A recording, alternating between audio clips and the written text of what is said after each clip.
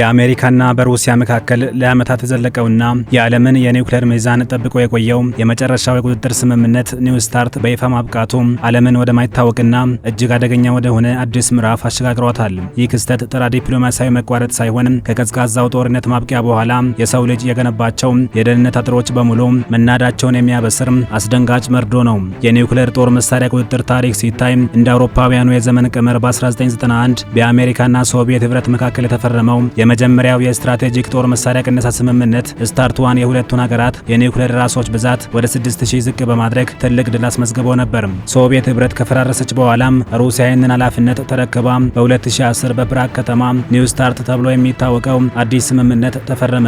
እያንዳንዱ ወገን የያዛቸው የስትራቴጂክ የኒውክሌር ራሶች ብዛት ከ1550 እንዳይበልጥ የተገደበ ሲሆን ይህንን ለማረጋገጥም የሳተላይት መረጃዎችን መለዋወጥና ባለሙያዎች በአካል ሄደው የሚፈትሹበት ኦንሳይት ኢንስፔክሽን ስርዓት ተዘርግቶ ነበር። ይህም የጦር መሳሪያ ዝግጅት እንዳይሳሳትና አላስፈላጊ ጥርጣሬዎች ወደ ጦርነት እንዳያመሩ እንደ ሚዛን መጠበቂያ ያገለግል ነበር። የተባበሩት መንግስታት ድርጅት ዋና ጸሐፊ አንቶኒዮ ጉቴሬስ የስምምነቱን ማብቃት ተከትሎ የሰጡት መግለጫ የጉዳዩን አሳሳቢነት ቁልጭ አድርጎ ያሳያል። ይህ ለዓለም አቀፍ ሰላምና ደህንነት እጅግ ከባድና አስከፊ ወቅት ነው ያሉት ጉቴሬስ አሁን ላይ ዓለም ያለምንም አስገዳጅ የኒውክሌር ገደብ ውስጥ መውደቋን አስታውቀዋል። የኒውክሌር ጦር መሳሪያ የመጠቀም አደጋ ላለፉት 50ና 40 ዓመታት ታይቶ በማይታወቅ ሁኔታ መጨመሩንም ተናግረዋል። የቫቲካን ካቶሊክ ቤተክርስቲያን ሊቀ ጳጳስ ፖፕ ሊዮ 14ኛ በበኩላቸው በዓለም ላይ የታየ ያለው ውጥረት አዲስ የጦር መሳሪያ እሽቅድምድምን ለመከላከል የሚቻለውን ሁሉ ጥረት ማድረግን እንደሚጠይቅ ገልጸው ሁለቱ ሀገራት ወደ ድርድር ጠረጴዛ እንዲመለሱ ጥሪ አቅርበዋል። ይሁን እንጂ እነዚህ ጥሪዎች እስካሁን በሁለቱም ወገኖች በኩል ተግባራዊ ምላሽ አላገኙም። የስምምነቱ መፍረስ ምክንያት የሁለቱ ሀገራት መሪዎች ያላቸው የተራራቂ አቋም ነው። የሩሲያው ፕሬዝዳንት ቭላድሚር ፑቲን ከ3 ዓመት በፊት ስምምነቱን ማቀዳቸው ይታወሳል። የሩሲያ ከፍተኛ ባለስልጣናት በተለይም የሩሲያ ብሔራዊ ደህንነት ምክር ቤት ምክትል ሊቀመንበር ዲሚትሪ ሜድቬዴቭ የስምምነቱ ማብቃት ለዓለም ስጋት መሆኑን ቢናገሩም በተቃራኒው ደግሞ የኒውክሌር ዛቻዎችን ሲሰነዝሩ ይስተዋላል። የሩሲያ የውጭ ጉዳይ ሚኒስትር አሁን ላይ ሀገሪቱ በማንኛውም የኒው ስታርት ስምምነት ግዴታ እንደሌለባትና እንደ አስፈላጊነቱ ወታደራዊ ቴክኒካዊ እርምጃዎችን ለመውሰድ ዝግጁ መሆኗን ገልጸዋል። በሌላ በኩል የአሜሪካው ፕሬዝዳንት ዶናልድ ትራምፕ ጉዳዩን ቀለል አድርገው ነው የሚመለከቱት። ካበቃ ያበቃል፣ እኛ የተሻለ ስምምነት እናደርጋለን የሚለው የትራምፕ አቋም አሜሪካ ከሩሲያ ጋር ብቻ ሳይሆን ከሌሎች ሀያላን ጋር አዲስ አይነት ድርድር የማድረግ ፍላጎት እንዳላት ያሳያል።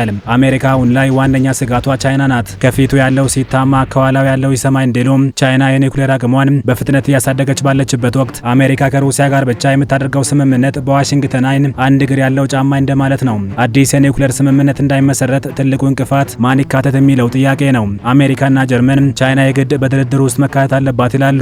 የአሜሪካው የውጭ ጉዳይ ሚኒስትር ማርኮ ሩቢዮ ቻይና በከፍተኛ ፍጥነት እያሳደገች ያለችውን የኒውክሌር ክምችት ሳታስገባ ስምምነት ላይ መድረስ የማይታሰብ ነው ብለዋል።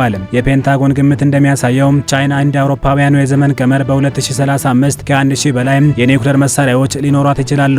የጀርመኑ የውጭ ጉዳይ ሚኒስትር ዮሐን ዋዴፉል እንደገለጹት ቻይና ሁልጊዜ ስለ ባለ ብዙ ወገን ግንኙነት የምትናገረውን በተግባር ለማሳየት በኒውክሌር ቁጥጥር ላይ ያላትን ዝግጁነት ማሳወቅ አለባት ሲሉ ተደምጠዋል። ሩሲያ በበኩሏ አሜሪካ ቻይናን የምትፈልግ ከሆነ እኔ ደግሞ የኔቶ አባል የሆኑትና የኒውክሌር አቅም ያላቸው ፈረንሳይና እንግሊዝ በስምምነቱ ውስጥ እንዲካተቱ እፈልጋለሁ ትላለች። ይህ እኔ ከሌለውበት አንተ ማትኖርም አይነት ፍልስፍና አዲስ ስምምነት የመድረሱን ተስፋ እጅግ መነመን አድርጎታል። አሁን በዓለም በዲፕሎማሲው መስክ ክፍተት ሲፈጠር፣ በወታደራዊ መስክ ደግሞ ከፍተኛ ፉክክር የተካሄደ ነው። ዋሽንግተን ሰሜን አሜሪካን ከረጅም ርቀት ሚሳይሎች ለመከላከል ጎልደን ዶም የተባለው የጸረ ሚሳይል ጋሻ ለመገንባት ማቀዷ የሩሲያን ቁጣ ከፍ አድርጎታል። ይህ መከላከያ የኔን የኒውክሌር አቅም ዋጋ ቢስ ያደርገዋል የምትለው ሞስኮ ይህንን መከላከያ ሰብረው የሚገቡ አዳዲስ መሳሪያዎችን በማልማት ላይ ትገኛለች። በባህር ስር የሚንቀሳቀስ የኒውክሌር አቅም ያለውና በራሱ የሚመራው ግዙፉ የባህር ውስጥ ሚሳይል ፖሲዶን ከነዚህ መካከል አንዱ ሲሆን ይህ መሳሪያ በባህር ዳርቻ ላይ የሚገኙ ከተሞችን በኒውክሌር ሱናሚ የማጥፋት አቅም እንዳለው ይነገራል። በኒውክሌር ኃይል የሚሰራ በመሆኑ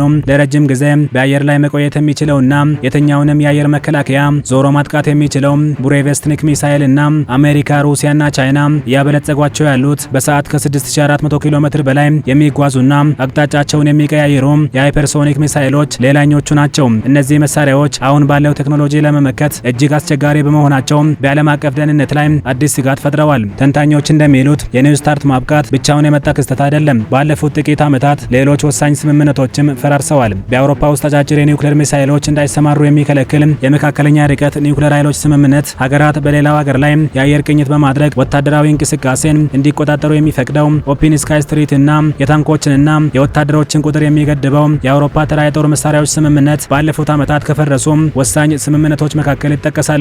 የቀድሞው የእንግሊዝ ጦር ኃይሎች ከፍተኛ ወታደራዊ መሪ አድሚራል ሴር ቶኒ ራዲካን እንዳሉት እነዚህ ሁሉ ሲፈርሱ ዓለምን ደህና አድርጎ የያዘው አጠቃላይ መዋቅር አሁን የተበጣጠሰ ነው። የኒው ስታርት ስምምነት ማብቃት ዓለምን ወደ ህግ አልባ የኒውክሌር ዘመን ውስጥ ከተዋታል። የኒውክሌር ጦር መሳሪያ አሁን ላይ እንደ መከላከያ ሳይሆን እንደ ኃይል ማሳያና ተጽዕኖ መፍጠሪያ እየታየ መምጣቱ ስጋቱን ይበልጥ ጨምረዋል። ምንም እንኳን ሩሲያና አሜሪካ በአላስካ ተገናኝተው ቢመክሩም እስካሁን ምንም አይነት ተጨባጭ ውጤት አልመጣም። የቀድሞ የአሜሪካ ባለስልጣናት በጉዳዩ ላይ የተለያዩ አመለካከቶች አሏቸው። የቀድሞ ምክትል የውጭ ጉዳይ ሚኒስትር ሮዝ ጎተሞለር ስምምነቱን ለተጨማሪ 1 ዓመት ማራዘም ለቀጣዩ ድርድር ጊዜ መግዣ ይሆናል ብለዋል። ሩሲያ አዳዲስ የኒውክሌር መሳሪያዎችን እያመረተች ባለችበት በዚህ ወቅት ከቻይና ግስጋሴ ጋር በተመሳሳይ ጊዜ መጋፈጥ ለአሜሪካ ደህንነት አይበጅም ባይ ናቸው።